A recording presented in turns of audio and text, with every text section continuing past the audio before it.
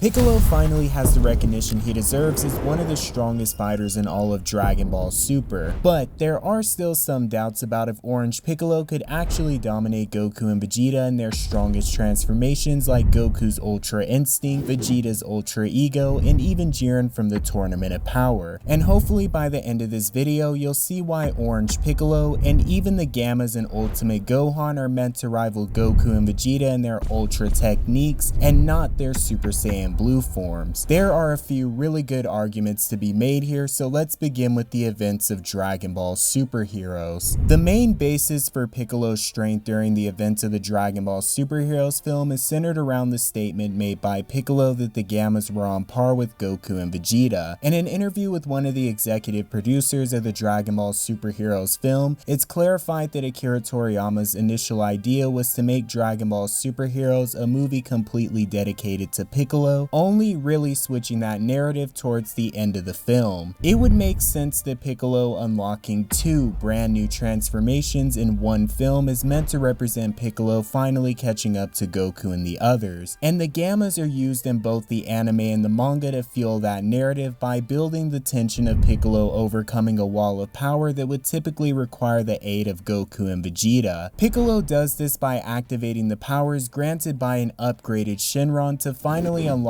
his most powerful transformation ever, his Orange Piccolo form. A form that Akira Toriyama stated gave Orange Piccolo the power to finally rival Goku and the others. No, not Super Saiyan Blue Goku, just Goku. This is where the added context of the Dragon Ball Super manga comes into play. Dragon Ball Superheroes takes place roughly 9 months after the events of the Gas and Granola arc, where Dr. Hedo is sent to prison for a total of 3 months and then spends another 6 months creating the Gammas for the Red Ribbon Army. So from a chronological standpoint, Orange Piccolo not only rivals Goku after the Gas and Granola arc, but this is also a Goku that's been training on Beerus's planet for almost an entire year in preparations for Black Frieza. I've seen some arguments that at the time of Dragon Ball Superheroes being released, Akira Toriyama would have had no idea how strong Goku and Vegeta would have been by the end of the Gas and Granola arc. And while this could have been true while the story was initially being created, the statements made about Orange Piccolo rivaling Goku and the others was released only a few months before the final chapters of the Gas and Granola arc were actually finished. And assuming Akira Toriyama made these statements around the time we got them, Toriyama would have had an even better idea of where Goku and Vegeta stand in terms of power than when the movie was initially being written. Meaning if there were any retcons to Orange Piccolo's powers, it would have been to add the context of the manga to the story, making Piccolo stronger, not weaker. But using the events of the manga not only helps us determine the timeline of when the events of Dragon Ball Superheroes takes place, it also gives us really important context as to how strong the Gammas are after Piccolo compares them to Goku and Vegeta. While Piccolo has no knowledge of the events of the Gas and Granola arc because he wasn't present for any of those battles, Piccolo was present during a majority of the events towards the end of the Moreau arc. The main argument against Piccolo not being able to comprehend Goku and Vegeta's strength is the fact that Piccolo can't sense God Ki. But Piccolo never really needed to be able to sense Goku and Vegeta's ki to gauge how strong they were during the events of the Moreau arc. Aside from the numerous times that Piccolo and the other Z fighters stated that they could sense Moreau's ki during his battles with Goku and Vegeta, Piccolo himself faces off against a Moreau who was strong enough to one-shot Ultra Instinct Sign Goku and a potentially even stronger Super Saiyan Blue evolution Vegeta. If Piccolo fought Gamma 2 without being able to sense his ki either and still directly compares the Gammas to Goku and Vegeta based off Gamma 2's strength alone, then it's reasonable to assume that Piccolo would have also used his battles with Moreau and the ki that he felt from Moreau throughout the entire arc to gauge Goku and Vegeta's strength as well. We could take this even a step further and say that Mastered Ultra Instinct Goku's punch, that even Beerus, Whis, and the entire planet felt the force of, would have also given Piccolo an idea of the power behind Mastered Ultra Instinct Goku. And this is even more reinforced when paired with the fact that Piccolo was able to sense Moreau climb to full power right before he fought Goku. It's also very evident that Piccolo doesn't see Goku as just being a Super Saiyan Blue level fighter by the end of the Moreau arc either, because when Goku first arrives to the battlefield and faces off against Moreau, Moro, Piccolo is able to draw the conclusion that Goku can now activate Ultra Instinct Sign at will. And later in the same arc, Piccolo even questions why Goku was only using Super Saiyan Blue and not his Ultra Instinct. So if Piccolo expected Goku to be able to activate his Ultra Instinct against Moro at will, and he also expected Goku to use Ultra Instinct against Moro in their final battle over Super Saiyan Blue, then why wouldn't Piccolo expect Goku to be able to do the same thing when he compares Goku and Vegeta to the Gammas? Even if you think Piccolo is only referring to Blue Evolution Vegeta, after Ultra Instinct Sign Goku loses to Moro, Piccolo also witnessed Vegeta in his Blue Evolution form perform even better against Moro than Goku. And during this battle with Vegeta, Piccolo is still alluding to being able to read Moro's ki. So even then, Piccolo still has a rough idea of how much stronger Vegeta would be compared to Goku. So any way that you want to put it, the only displays of power that Piccolo could have possibly comprehended during the events of the Moro arc were not only already above Super Saiyan Blue levels of power, but they were also above Ultra Instinct Sign levels of power at bare minimum. So based on how Piccolo could have potentially gauged Goku and Vegeta's strength, Piccolo believes that the Gammas after his first encounter could give Goku and Vegeta from the Moro arc a tough battle, meaning that Piccolo probably perceives the Gammas after his first fight with Gamma 2 as being relative to any displays of power that he witnessed in the Moro arc. And on a final note, Piccolo is also aware that Goku and Vegeta are training on Beerus's planet, so it would be safe to assume that Piccolo is also counting on Goku and Vegeta to be even stronger than they were the last time he saw them. But before we tie this back into Orange Piccolo's strength, I want to take just a brief moment to address something I commonly see brought up when scaling Piccolo and the Gammas, and that's how a rusty Ultimate Gohan could have possibly fought on par with supposed Ultra Instinct level androids. A lot of people make the mistake of assuming that Gohan never trained after the events of the Moro arc, but this just isn't true. At the end of the Dragon Ball Superheroes movie, Gohan states that he's been training in secret to mimic Piccolo's techniques against Cell Max, and even at the beginning of Dragon Ball Superheroes in both the anime and the manga, even though Gohan implies that he's rusty, that still doesn't mean that he hasn't been training, it only means that he hasn't been training as hard as he should. After the Moro arc, Gohan would have almost an entire year to grow stronger, accounting for the fact that the manga states that the events of the Gas and Granola arc takes place just a few months after the events of the Moro arc, and also considering that it takes 9 months after the Gas and Granola arc for Dr. Hedo to complete his prison sentence and then go on to create the Gammas. In the Dragon Ball Super anime, we see that after Gohan trains, he goes from getting completely embarrassed by First Form Frieza during Revival of F to rivaling pre-Tournament of Power Super Saiyan Blue Goku and Golden Perfected Frieza, who would have been relative to Super Saiyan Blue Goku at the time. It's extremely important to note that Gohan only obtains the power to rival Goku after reawakening his ultimate form against Piccolo, a Piccolo that even Super Saiyan Gohan was struggling to break free from just moments prior. This also adds a lot of context to when Pan asked Piccolo if Gohan could defeat the Gammas, where Piccolo states that Gohan will only be able to win if he's able to reawaken his fighting spirit. And this is why Gohan, with at least 11 months of training, even if it wasn't his best training, is able to close the gap with an Ultra Instinct level machine. It's also worth noting that in the manga, Gamma 1 was conflicted during his battle with Gohan, and towards the end, Gamma 1 was unsure of whether Gohan and Piccolo were actually evil and if destroying them was even the right thing to do. So it could also be argued that Gamma 1 wasn't actually going all out against Gohan, or at least not completely trying to kill Gohan in their battle. But moving back to Piccolo, after Piccolo's first encounter with Gamma 2 and directly comparing the Gammas to Goku and Vegeta, Piccolo has Dende upgrade Earth's Dragon Balls, which he uses to wish for his potential to be unleashed by Shenron. The power increase that Piccolo receives is massive, and Piccolo seems to believe that this jump in power will allow him to close the gaps with at least one of the androids, meaning that Piccolo, after awakening his potential, should be equal to, if not even stronger than, any displays of power that Piccolo comprehended in the Moro arc. But when Piccolo faces Gamma 2 for a second time, Piccolo quickly realizes that this couldn't be any further from the truth, and not only was Gamma 2 holding holding back during their first encounter, but in the manga, Gamma 2 was actively adapting to Piccolo's new strength. Once Gamma 2 begins to take the battle even remotely serious, Piccolo is easily defeated, causing the spark in Piccolo to awaken his Orange Piccolo form. A form so strong that attacks that used to bully Piccolo now couldn't even make him flinch, and a once overconfident Gamma 2 is knocked out cold with one punch. To quickly go over everything that we just established, after facing Gamma 2 for the first time, Piccolo believes that the Gammas can rival Goku and Vegeta, presumably at any point during the Moro arc. Piccolo, after having his potential unlocked, probably rivals and even surpasses the level of power he felt from Gamma 2 when he compares them to Goku and Vegeta, and the Gamma's true strength and Gohan's power after reawakening his ultimate form is well beyond Piccolo's potential unleashed. And finally, we have Orange Piccolo sitting at the top, being on such a different tier of power that he's able to one-shot any of the fighters on the battlefield with his new Orange Piccolo form. Considering how big of a jump Orange Piccolo is from the Gammas and Ultimate Gohan, and considering the narrative of the movie originally being written to focus on Piccolo overcoming the need for Goku and Vegeta, when applying Akira Toriyama's statements about how he saw Orange Piccolo's powers, and the fact that Toyotaru even directly copied the events surrounding Piccolo in the manga, it's easy to see how Orange Piccolo is able to rival Goku and the others in their strongest forms, and not just in their Super Saiyan God or Super Saiyan Blue. Even if you wanted to downplay Orange Piccolo, you could say that Orange Piccolo easily clears any levels of power that we see in the Moro arc, but maybe struggles with some of the displays that we see in the Gas and Granola arc. But there are still two other main issues that I see with people accepting Orange Piccolo as one of the strongest, which is Beast Gohan, Broly, and Cell Max. During Dragon Ball Super Heroes, Akira Toriyama implies that Broly could have beaten Cell Max by stating that if Cell Max had been perfected, he would have been a superhuman that not even Broly could defeat. And not Broly from the Broly movie, Broly during Super Heroes that's been training with Goku and Vegeta. I've seen some people bring up the fact that in the beginning of the Gas and Granola arc, Goku asks Whis if anybody else in the universe is stronger than Goku and Vegeta themselves, and Whis says no. But if you really think about it, it makes complete sense that Goku and Vegeta have grown even stronger than Broly during the events of the Moro arc. Considering Goku trains with mirrors to activate his Ultra Instinct at will, and Vegeta trains on planet Yardrat to unlock a slew of other broken abilities. This is all done while Broly is presumably sitting around on planet Vampa doing virtually nothing. But sometime after encountering Black Frieza, Goku and Vegeta end up retrieving Broly, and for at least 4 months, Broly has been training on Beerus's planet to grow even stronger with Goku and Vegeta. 4 months of training for a Broly who potentially became the strongest warrior in the entire multiverse, if you think that Broly's full-powered Super Saiyan surpassed Jiren after only fighting for a few hours in his entire life. With the context of Broly's insane potential and the narrative of his character being the pinnacle of power, it seems clear that in those 4 months of training on Beerus's planet, the narrative points to Broly obtaining the power to surpass Goku and Vegeta during Super Heroes. The only issue is that Broly lacks the ability to control his power and use it efficiently. This reminds me a lot of Gohan during the Cell games, who couldn't release his dormant power because he was too afraid to actually hurt Cell. But even with his inability to turn Super Saiyan 2, Gohan was still by far the most powerful fighter in the Cell games in terms of dormant power, and that's exactly where Broly stands in Dragon Ball Super Heroes. Broly is stronger than Goku, Vegeta, Cell Max, and Orange Piccolo in terms of raw strength, but whether he's actually able to draw out his enormous potential is an entirely different question. So using Broly as a way to scale Orange Piccolo isn't the downplay that most people make it out to be. The other wrench in the equation is Beast Gohan. We see how when Beast Gohan spars with Mastered Ultra Instinct Goku, they seem to be relatively equal, with Goku leading in martial arts and experience and technique, and Gohan leading in raw power, at least for the amount of power that Gohan can control at the moment. The only issue with these sparring matches is that they clearly take place after a brief time skip, where Gohan states that he's been training with Piccolo to learn how to control his beast transformation, and Goku and Vegeta have been keeping up with their training with Broly. So while Goku and Gohan seem seem to be relative when they spar on Beerus's planet, both Goku and Gohan should be even stronger than they were during the events of Dragon Ball Super Heroes. So their displays of power on Beerus's planet does nothing to scale how strong Orange Piccolo was during the events of Super Heroes himself, and the sparring matches can't be used to scale Orange Piccolo's powers. As far as if I believe Orange Piccolo could defeat the likes of Ultra Ego Vegeta, I think Piccolo does have one main advantage that increases his chances of winning significantly, and that's that while Vegeta's Ultra Ego grants him the ability to grow stronger the more damage he sustains, we've also seen that Vegeta will quickly succumb to the same damage that makes him stronger and he'll lose his Ultra Ego. If Orange Piccolo was able to maintain his Orange Piccolo form for longer than Vegeta could maintain his Ultra Ego, or if Vegeta was foolish enough to allow Piccolo to land a special beam cannon, I think that Orange Piccolo would easily be the winner of this battle. But if in the future Vegeta is able to not only grow stronger from his damage, but also learn how to not completely succumb to it, then Vegeta probably has a better chance at winning against Orange Piccolo. But by now it should be obvious that characters like Jiren, who Orange Piccolo fans seem to love to compare to Piccolo, would get absolutely destroyed by this level of power. That is, assuming that Jiren is at the same level of power that he was during the Tournament of Power, and assuming that Jiren hasn't been training to surpass Goku like he said he would at the end of the anime. But after looking at every bit of context from the manga, anime, and statements from the producers and the creator of Dragon Ball himself, there is very little reason or evidence to believe that Orange Piccolo, the Gammas, and even Ultimate Gohan are only Super Saiyan Blue level. Even if you only counted the anime continuity and said that none of the events in the manga are canon, then maybe when Piccolo compares the Gammas to Goku and Vegeta, Piccolo could be referring to Super Saiyan Blue Goku and Vegeta from the Broly movie. But since Piccolo can't actually comprehend God Ki, it would make more sense that Piccolo would have been thinking about trump cards like Gogeta that was used to stop full-powered Super Saiyan Broly, whose powers Piccolo should have been able to perceive since Base and Super Saiyan Gogeta and Broly have no God Ki themselves. But even then, that's only after Piccolo's first fight with Gamma 2, and later in the film, Gamma 2 shows that he was way stronger than Piccolo initially gave him credit for, and after unlocking his Orange Piccolo form, Piccolo completely dwarfs the Gammas in raw strength. So Orange Piccolo is probably still easily above Super Saiyan Blue level during Super Heroes, and could probably still rival Ultra Instinct levels of power even in the anime. While I think I've done a pretty good job at going in depth as possible into why Orange Piccolo is definitely up there with the likes of Goku, Vegeta, and the others, feel free to leave anything that I might have missed down in the comments below. And also let me know if you agree with my scaling and reasoning, or if you disagree, and also why you agree or disagree. I have more videos like this coming in the future, so if you'd be interested in seeing them, then be sure to leave a like, comment, and also subscribe to see more videos in the future. As always, I appreciate you all for watching, and I'll see you all in the next one.